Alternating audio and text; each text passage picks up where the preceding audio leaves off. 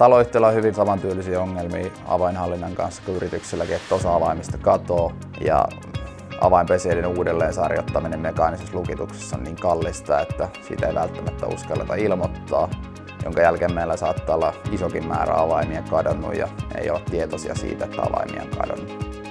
Erinomainen ratkaisu taloyhtiöille iLock S5, elektroninen kulkuoikeus avaimessa ja avainpesä saa tarvittavan sähkön kautta virtaansa avaimen työtöliikkeestä, eli ei vaadi taaskaan mitään kaapelointeja, ei vaadi akkuja, hyvin huoltovapaa. Ja kun meillä on kyseessä elektroninen kulkuoikeus, niin kulkuoikeus voidaan helposti poistaa eikä vaadi avainpesien uudelleen sarjattamista.